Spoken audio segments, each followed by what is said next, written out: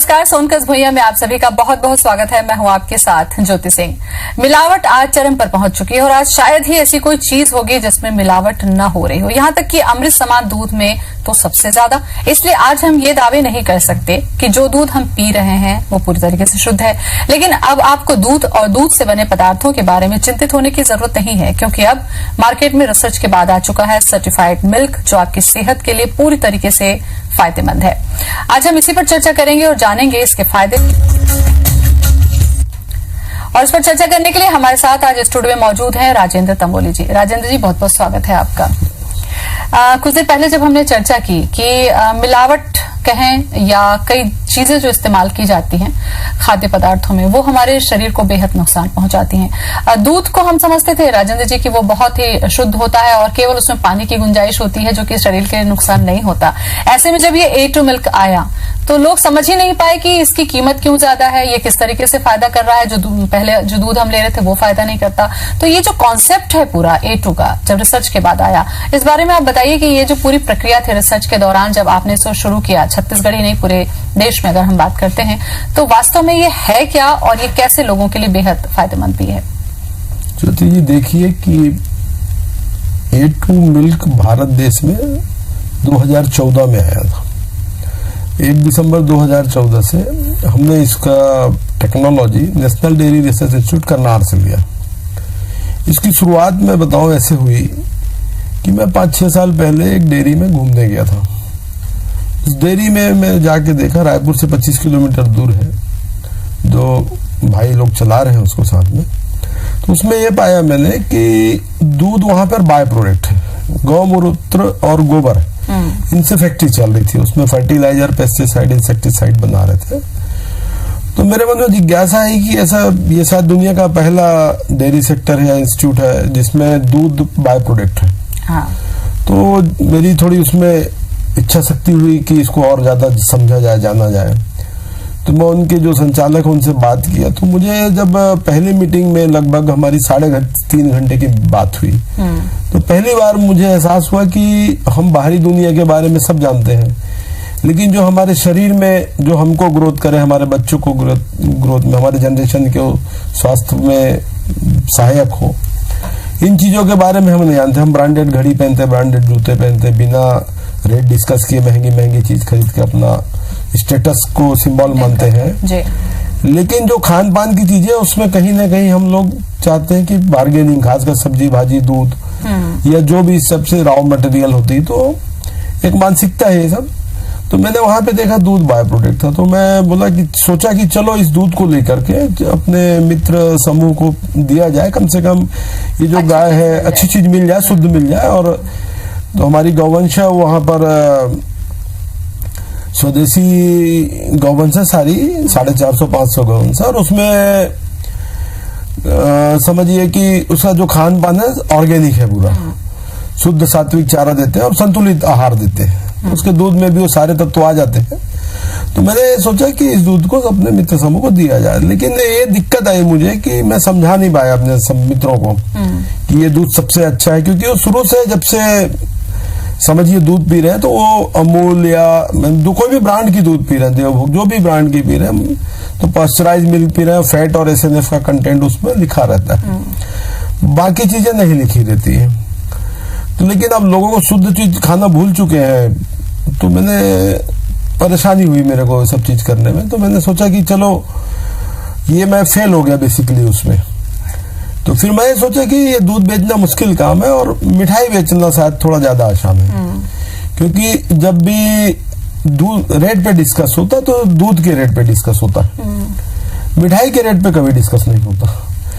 अगर घर में दूध चाहिए तो दूध सस्ता चाहिए, लेकिन अगर मैं आपको मिठाई दूं या आप अपने मित्र समूह को या किसी बॉस को, तो हम चाहते हैं कि उसको अच्छी चीज दें और महंगी चीज दें। तो दूध बेचने वाला हमारे देश में गरीब होता है हमेशा, और मिठाई बेचने वाला कभी गरीब नहीं होता। रईस होता है। तो मैंने सोचा कि ये घर घर जाके दूध बेचने में कठिनाई हो रही, तो एक मिठाई की दुकान खोल दी जाए। अब मिठाई की दुकान हमने खोल दी उसके बाद ये दिक्कत है कि हम सब कहें कि हमारी मिठाई मतलब सबसे अच्छी है, दूध सबसे अच्छे दूध से बिना मिलावट के। मतलब पौष्टिकता की परिभाषा बताना बड़ा मुश्किल काम था। तो मैंने उसको सर्टिफिकेशन मैंने सोचा करा लिया जाए, ताकि मेरी बात तो कोई मानेगा नहीं, तो कम से कम सर्टिफाई करा दूं तो शायद लोग विश्वास करने लगे कि ये बेस्ट चीज है। तो एक जिज्ञासा थी मेरे को कि इसको कर लिया जाए। तो उसी के लिए जब मैं और डेप्थ में गया उस विषय के उसमें, तो मुझे पता चला कि NDRI national dairy institute Karnal में इस विषय में शायद हम मदद कर पाए। तो मैं अपनी मिठाई और दूध को लेकर करनाल हरियाणा गया। वहां पर जाने के बाद मैंने वहां साइंटिस्ट आशीष सिंह जी, उनको प्रिंसिपल साइंटिस्ट से मैंने कहा कि सर ये मैं लाया हूं दूध और मिठाई, इसको आप चेक कर लीजिए और इसमें जो भी तत्व इंग्रेडिएंट है इसके फायदे के हैं या नुकसान के हैं, वो बता विटामिन प्रोटीन मिनरल जो भी हैं आप बताइए फायदे। तो उन्होंने मुझे पूरा ऊपर से नीचे तक देखा एक बार। उन्होंने पूछा आप किस में आए? तो मैं शॉक्ड हो गया। मैंने कहा सर इसका इस चेक से क्या संबंध है? मैं मिठाई दूध लाया, चेक करके बताइए मैं किस में आया, उससे क्या रिलेशन हमारा जी।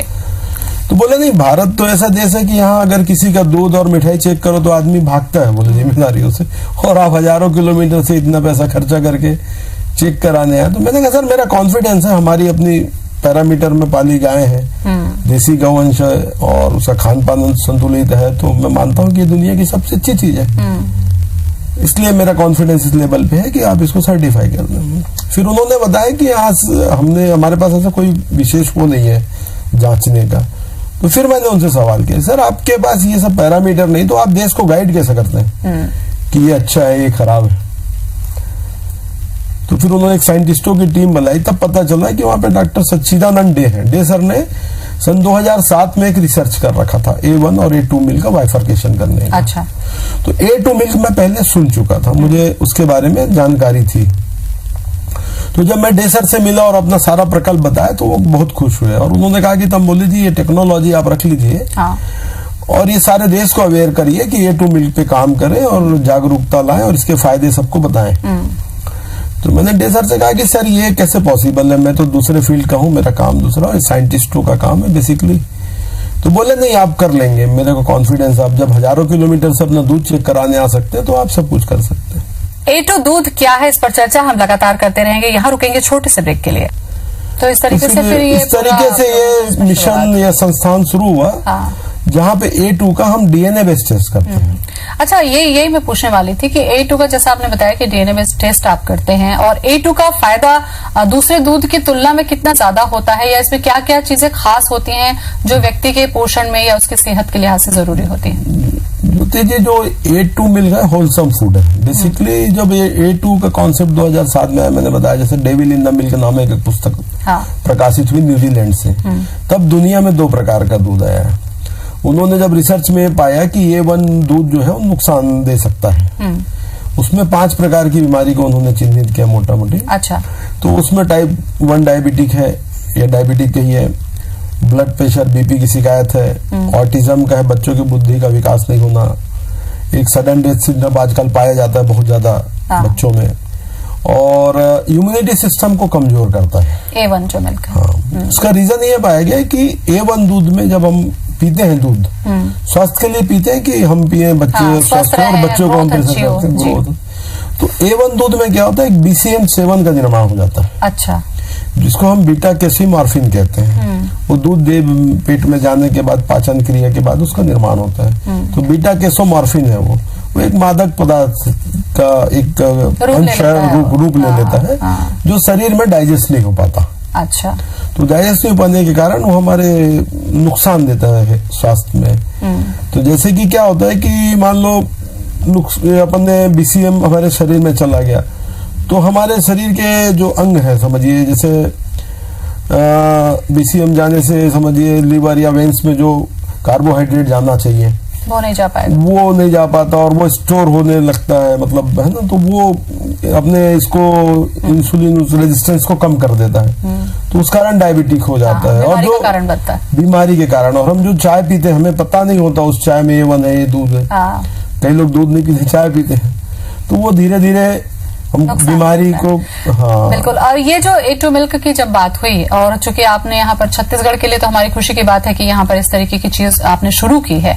अब चूंकि इसको बढ़ाने की जब हम बात करते हैं कि ज्यादा से ज्यादा लोगों को A2 मिल्क मिल पाए और जो पैसे वो खर्च कर रहे हैं वो सही जगह पर खर्च हो, ऐसे में इसको बढ़ाने की क्या इंतजाम है? क्योंकि गाय की जो नस्लें हैं उसकी तैयारी करनी होगी, आपको इसके लिए बड़ा रिसर्च या उसका इंतजाम करना होगा। इस बारे में फिर कैसे आप लोगों ने प्लान किया, या आगे इसको बढ़ाने का क्या सोचते हैं? देखिए, अब स्वदेशी गौवंश पर, क्योंकि देसी गाय का दूध A2 होता है और स्वदेशी गौवंश पे हमें फिर से लौटना पड़ेगा।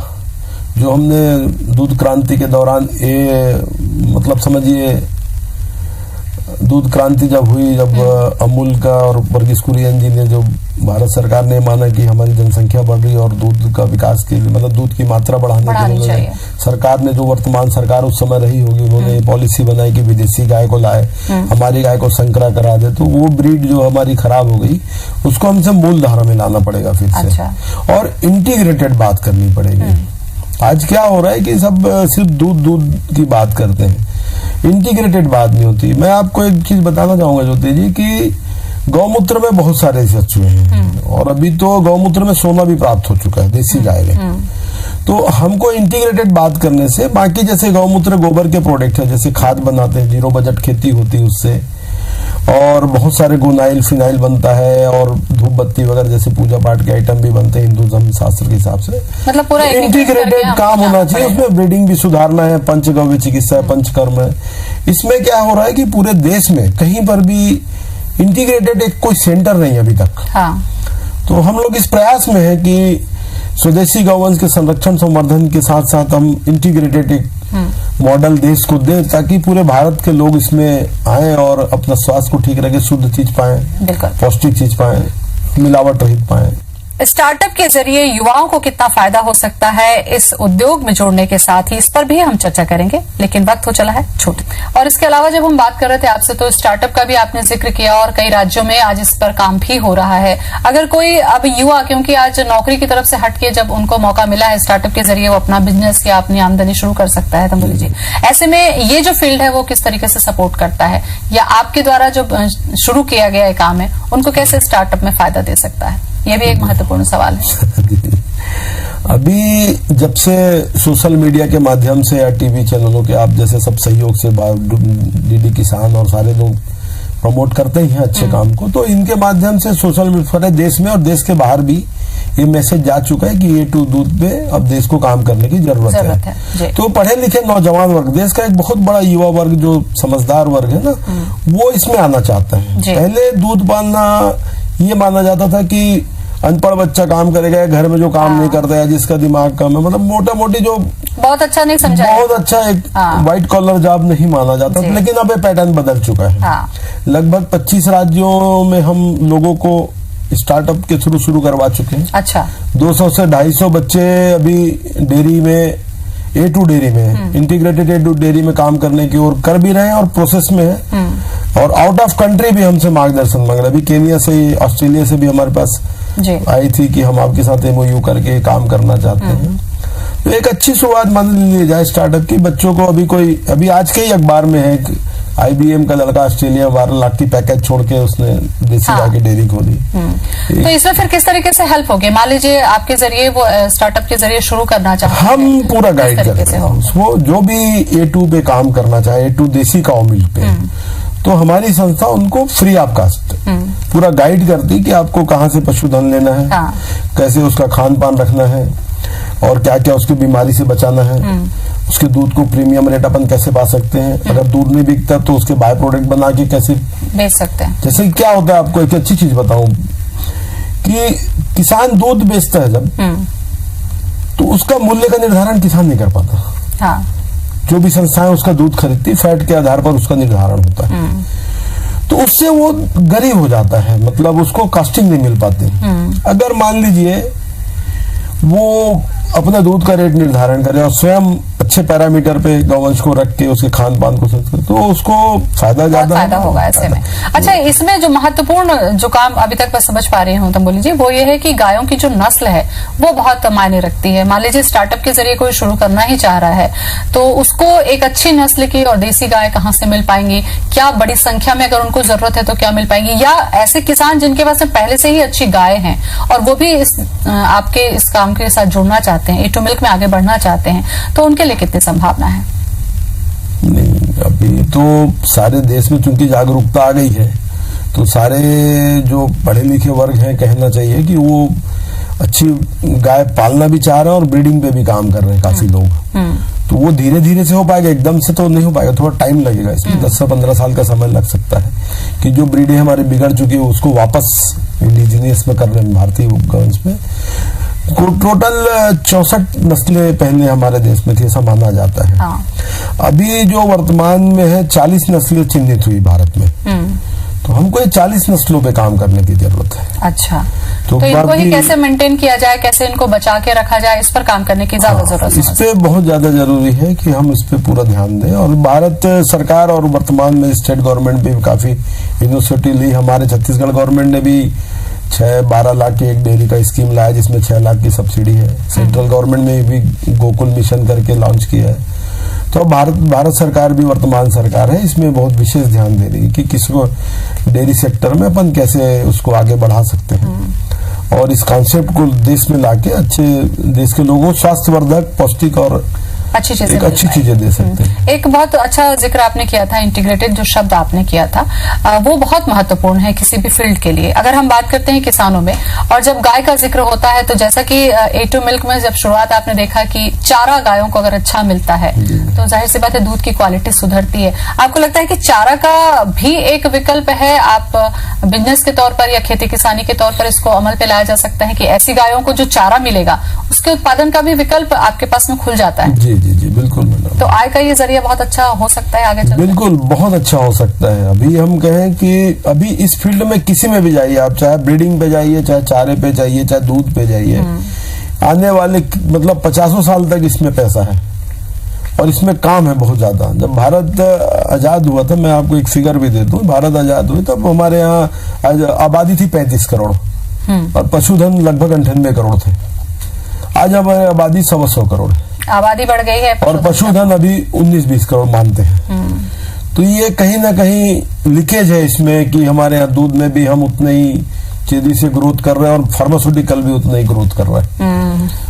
तो ये दुविधाभासी है थोड़ा सा, उसमें हमको मतलब वापस आपको अपनी नस्ल या पशुधन पर काम करने की जरूरत ज्यादा समझते हैं जब इस फील्ड में आप काम करते हैं। जी बहुत ज्यादा। लोगों का रुझान बढ़ा भी है तंबोली जी, ये आप मानते हैं? क्योंकि लोग अब चाह रहे हैं कि अगर बहुत ज्यादा पैसे वाले लोग हैं, उनके पास में जमीन है या फार्म हाउस है, तो वो भी चाह रहे हैं कि कम से कम जो भी डेयरी प्रोडक्ट है वो खुद का ही अपना कुछ करें ताकि शुद्ध चीजें उन्हें मिल पाए। तो आपको लगता है कि एक अच्छा विकल्प तैयार हो रहा है? बहुत अच्छा विकल्प तैयार हो रहा है।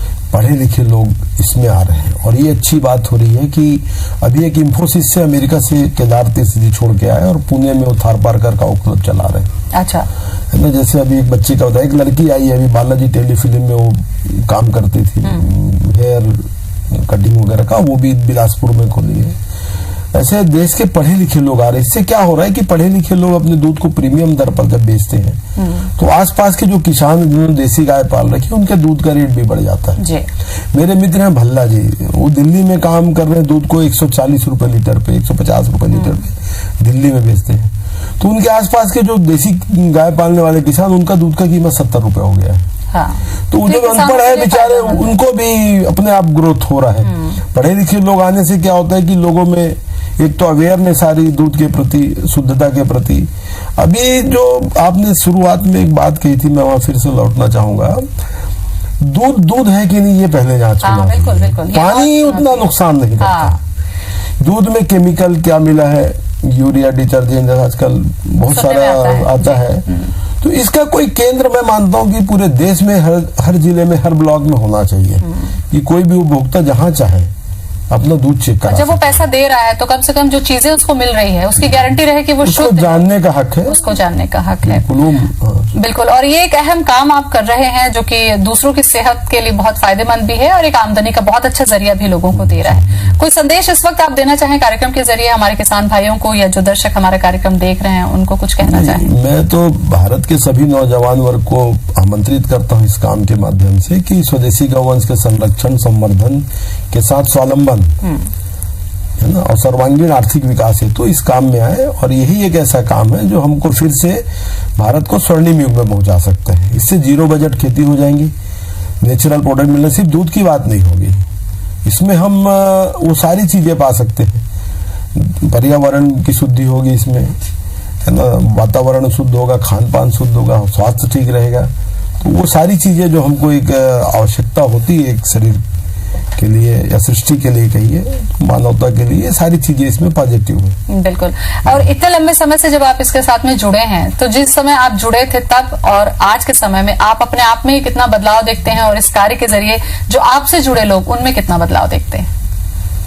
ये बहुत बड़ा, मैंने तो सपने में नहीं सोचा था कि ये सब होगा। जैसे आप इंटरव्यू ले रही हैं हमारी, हम नेशनल फिगर बन गए, टीवी वाले, पत्रकार, पढ़े लिखे लोग, संत महात्मा लोग ये सोचते हैं कि जो शास्त्र सम्मत बातें थी हजारों साल से हमारा शास्त्र कहता था उसको वैज्ञानिक रूप से दस्तखत करके साइंटिफिकली प्रूव कर दिया आपने। बहुत बड़ी बात है। ये बहुत बड़ी बात है जितने भी देश के संत हैं। और एक जो रिसर्च किए प्रोफेसरों ने, उससे बड़ी बात बताऊं, NDRI में जो रिसर्च हुआ या जो इस विषय में काम कर रहे हैं, कामधेनु यूनिवर्सिटी हुआ, जो भी पॉजिटिव वर्क कर रहे हैं, इस देश के सारे लोग जो अच्छे काम कर रहे हैं, मतलब तो प्लेटफॉर्म में पढ़े लिखे प्रोफेसर, लेक्चरर या कुलपति महोदय जो भी कहें, वो सारे लोग खुश है कि हमारी जो रिसर्च है, वर्षों की साधना है, वो लोगों तक जा रही है। बिल्कुल। और सही रूप में वो समझ भी पा रहे हैं। एक प्लेटफॉर्म देश को मिल गया है A2 के माध्यम से कि वो अपनी बात रख सकते सब लोग। तो चलिए, इस महत्वपूर्ण बात को लोगों तक रखने के लिए जो आपने शुरुआत किया था उसके लिए आपका बहुत बहुत धन्यवाद हमसे बातचीत करने के लिए। तो इसी के साथ हमारे खास कार्यक्रम सोनकस भुइयां में आज बस इतना ही। मुझे दें इजाजत। नमस्कार।